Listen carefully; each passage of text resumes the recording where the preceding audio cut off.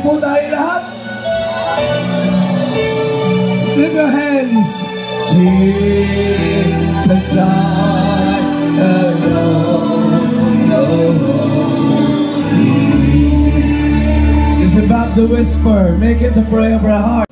Ang tanong ngayong umaga, are we walking in step with the Holy Spirit? Nabubuhay ba tayo? Naghinahayaan natin gabayan tayo ng Holy Spirit? Alam natin yung ating hakbang ay nasa tono? Ganun po ka-basic. Being led with the Spirit ay importante. Sapagkat, if we are not sensitive, mamimiss natin yung sinasabi. Isang araw po hindi po ako mahilig magkape, Pastor Romy, alam mo naman yan. So pag-isip ko po sa umaga, yung ginagawa ko. Yung pinakamasarap na timpla ng kape ay yung timpla ng asawa ko. Oo. Kaya nung bumaba na siya, sabi ko, ipagtimpla mo pa ako ng isa. Holy Spirit, napakinggan niyo si Pastor Doming kagabi. Nililid niya tayo, manalangin, baguhin ang ating mga buhay. And nung ako po ay na-born again, ako po ay umatay ng Arroyo High School.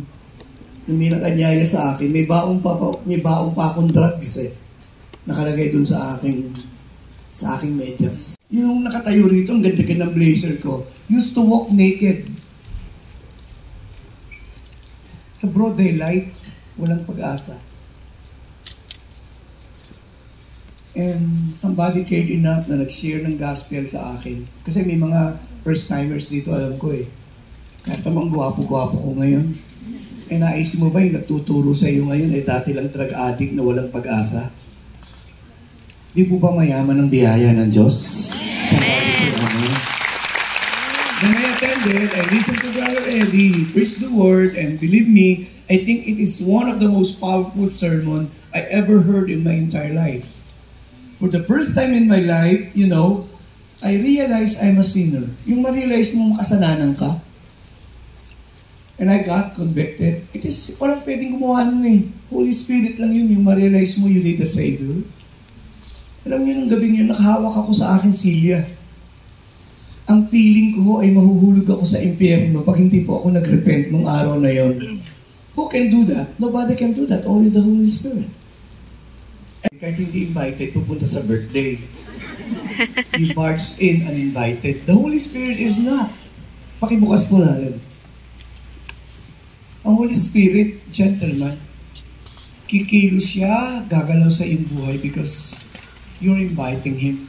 At sinasabi mo, God, the Holy Spirit, I invite you, I ask you, Lord, to empower me. I ask you to help me to live a life that is pleasing to God. God, the Holy Spirit, anoint me, Lord. And it is something na napaka-basic lang po ng sinisimula nating pag-aaral. You cannot do it when we are not open, when we are not sensitive. Lagi kong kinikwento yung isang kapatiran natin na kasi meron pong El Nino sa Pilipinas noon.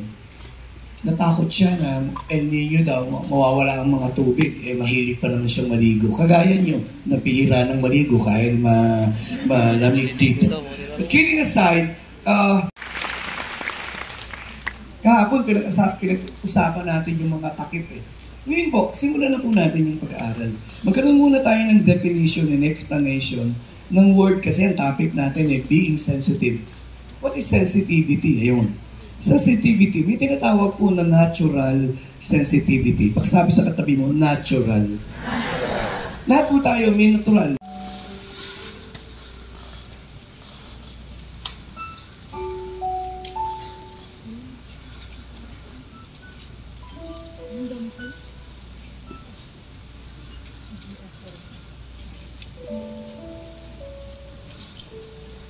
Reaching for your heart, you hold my life in your hands, drawing me closer to you. Alam niyo po, nakatayo kayo sa altar, nami-minister po ang Holy Spirit sa inyo ngayon. Tanggalin niyo po ang takot nila sa kanilang mga kaisipan at puso ngayong umaga. Let the healing virtue be released this morning. Come on, we sing along. Come on, Holy Spirit, fall on me now. Lord, just minister to them, Lord.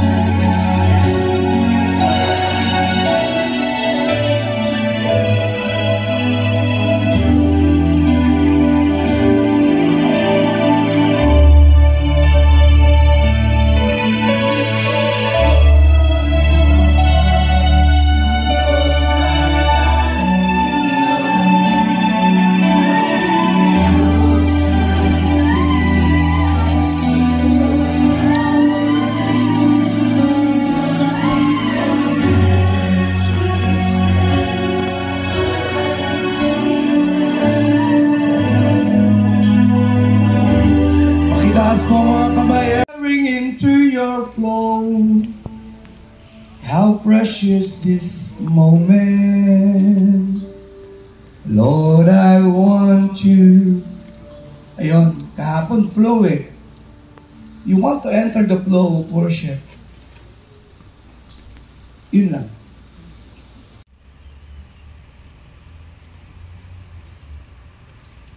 Minaliit ko yung vision, God. After many years, na-travel ako sa ibang bansa, natuturo po ako. Yung vision ng bata ay nagkaroon ng kaganapan. Pakipalagpakan lang natin ang Holy Spirit. Simulan na po natin mag-aral. May background na tayo eh. Mabilis na. With every breath that I am able, I will sing of the goodness. Bago natin awitin yan, sandali. Tatapos na tayo. Pansinin mo yung sarili mo. How I listen. Paano ka nakikinig sa Panginoong Diyos na napakabuti sa'yo? Napakatapat. Yung ibang tao, parang ayaw mong makinig eh. But when it comes to God, ang pinakatamang response ay magpakumbaba. Handang sumunod kung anong sabihin ng Panginoon para sa atin. Somebody say amen. Amen. Why? Why? Tingin mo kay Pastor.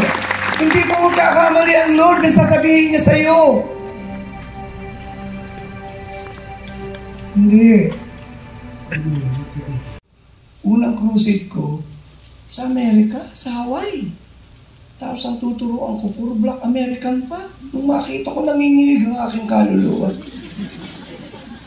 Tapos sabi ng demonyo, dito ka na mapapahiya sa Amerika. Remember, dati ka drug addict. Anong ginagawa mo rito? Naku po, humina na yung loob ko. Nagpunta ako sa CR, nakayakap ako doon sa bowl. Umiiyak ako, sabi ko, may pa ako narito. Hindi naman ako si Brother Eddie. Eh kung konti nga English kong alam na baon. Tapos pag nagpipreach ako, tumatayo ako sa, mga black eh. Alam ni Evelyn yun, sabi niya, come on, Pastor! You're healing it! Hit it hard! Sumisap ko, kumain na ka dyan!